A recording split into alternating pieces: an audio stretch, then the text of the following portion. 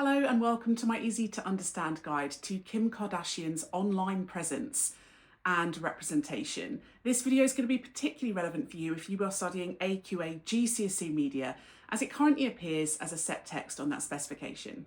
In this video, I'm going to be mostly focusing on her Instagram and Facebook presence, although I appreciate you may also want to look at other platforms that she appears on too.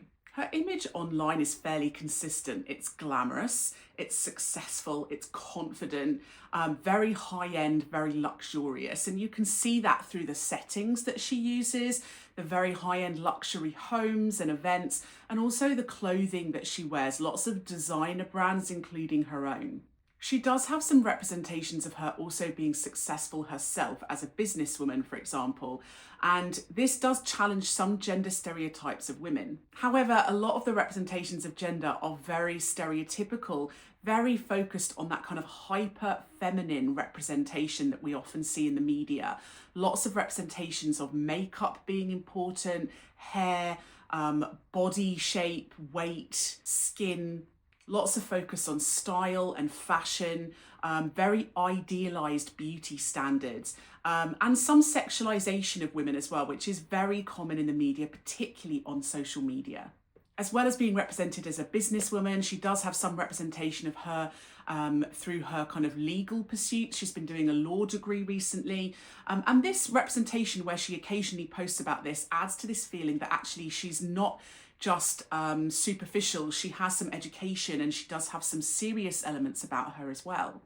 We're also seeing women in another fairly stereotypical way, which is as mothers. There's lots of representation of her being a parent, so talking about her children, posting with her children online. And a lot of those posts are kind of designed to represent her in quite a nurturing, caring way. However, I definitely wouldn't say she's represented in a domestic way. I don't know how much childcare she actually does. It's very common that we see her with nannies and other help within the house, like chefs, cleaners, etc., housekeepers. So she's not represented as doing this sort of domestic chores at home. And that's obviously linked to the fact that she's very wealthy. She represents her family as being very important online, and that's tied very closely to the fact that her family has created themselves as a brand over many years through things like reality TV. A lot of the members of her family have their own brands and their own social media followings.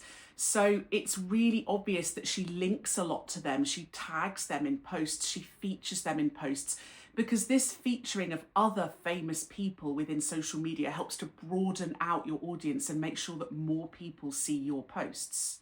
But they're not particularly natural representations, they're very stylized representations. We're not just seeing them snapping themselves with no makeup on in their pajamas at night.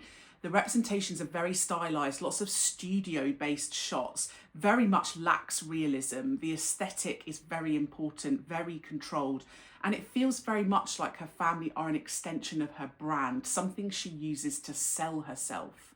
The representation of celebrity is represented as aspirational. To be famous is seen to be good, is seen to be something that audiences should want. And there's lots of representations of her celebrity status, but also other people's celebrity status as well. And certainly it seems to suggest that this is something enviable that audiences should want to have themselves. Obviously, the representation of class is very much focused on high class, upper class, wealth, luxury, and aspirational lifestyles. The use of their homes, their cars, clothes, events, it makes them feel very privileged. And some audiences love this. It feels like an aspirational representation that they want to achieve, but it is going to alienate some audiences who feel like this is, slightly kind of uncouth to keep talking about money, or they just feel like it's unachievable. There's a limited representation of men, obviously, on her social media. The focus is very much on representations of women. And that's to do with the fact that obviously there's a high concentration of women within her family and her close network. But perhaps also because a lot of the marriages and relationships within her family have broken down. And so a lot of them have separated from their husbands and boyfriends. And so perhaps those representations of men have been marginalised over the years. The men that are there are seen as professional and successful, so perhaps designers or businessmen or celebrities themselves, but they're very much seen as supporting characters to the women on the social media. And sometimes men are represented in fairly negative ways as well. So perhaps there's been social media posts that represent men within their lives as being unloyal, cheating, men as being unstable, men as being absent fathers, men as being aggressive. And so you're seeing representations, people like Kanye West, and it is clearly representing men as being in a more negative fashion in relation to women. So you could say the representations of women on Kim's social media are fairly matriarchal, where women are seen in positions of power.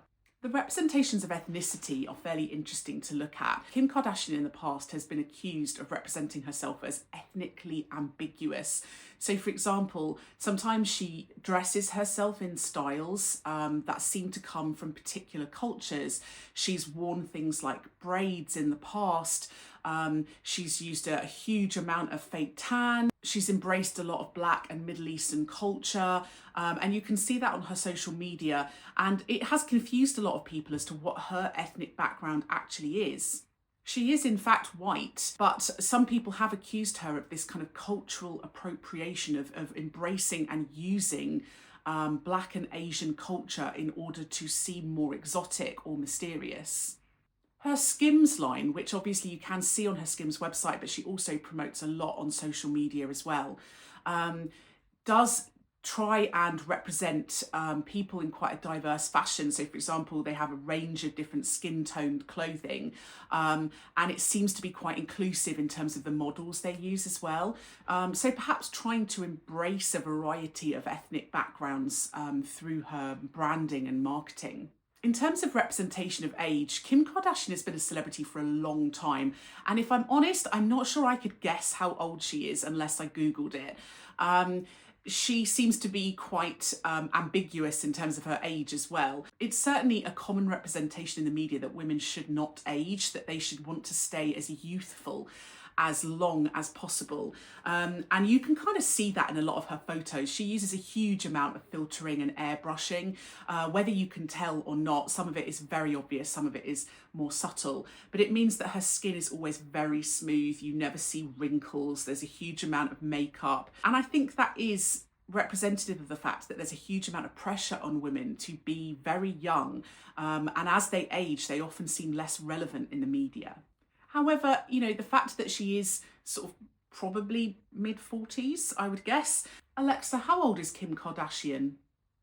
Kim Kardashian is 44 years old. Nailed it. Suggests that, people within that age range are actually quite powerful. And certainly her mum as well, Kris Jenner, often features on her social media, obviously is a lot older than she is, and is again represented as being sort of fairly youthful and full of energy for her age, as well as being very successful and powerful. Obviously, she also includes her kids in quite a lot of her social media posts, and they're often represented in quite innocent ways. But I think they're also represented in very stylized ways, almost like they're fashion accessories. They're often very styled, chosen outfits, matching outfits. They feel like they're part of her brand as well. And sometimes people have accused her of, encouraging her kids to grow up too fast, representing them in a more sexualized way, or wearing outfits that perhaps aren't appropriate for them. The representations on Facebook are perhaps slightly different to the representations on Instagram. So for example, the Facebook representations tend to be aimed at a slightly older audience because that's who's using Facebook. And so perhaps representing her more as a powerful business person, as a mother, whereas Instagram tend to focus more on her kind of celebrity status, aiming more at a youthful audience. So it's interesting to look at why those representations are slightly different. So that was my easy to understand guide to representation and Kim Kardashian's online presence. Don't forget to subscribe to my channel for other videos that are going to be relevant for you.